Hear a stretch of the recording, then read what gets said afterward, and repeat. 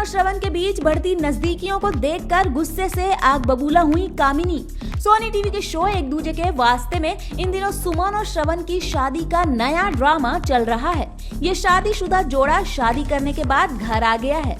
श्रवण और सुमन की शादी भले ही पूरे रीति रिवाज के साथ नहीं हुई, लेकिन उनका गृह प्रवेश कामिनी चाची ने पूरे रीति रिवाज के साथ करवाया है।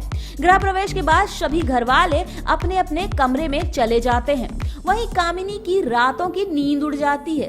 अब आप सोच रहे होंगे कि कामिनी ने ही तो श्रवण की शादी सुमन से करवाई थी, फिर कामिनी की नींदें क्यों उड़ गई हैं? तो हम आपको बता दें कि दरअसल बात ये है कि कामिनी को समझ नहीं आ रहा है कि जब श्रवण और सुमन की शादी घर वालों की रजामंदी से हो ही रही थी, तो फिर क्यों उन दोनों ने किसी को कुछ नहीं बताया और सुमन की विदाई में इतनी देर क्यों हो गई?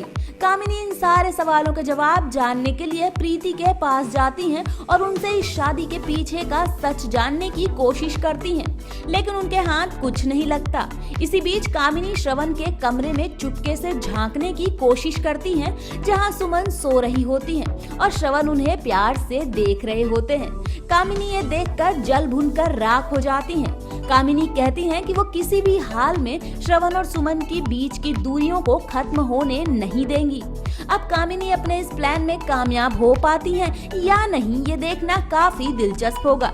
इसी तरह के शो से जुड़ी हर अपडेट हम आप तक ऐसे ही पहुंचाते रहेंगे। इसी तरह की और भी खबरों और गॉसिप्स के लिए प्लीज सब्सक्राइब अस।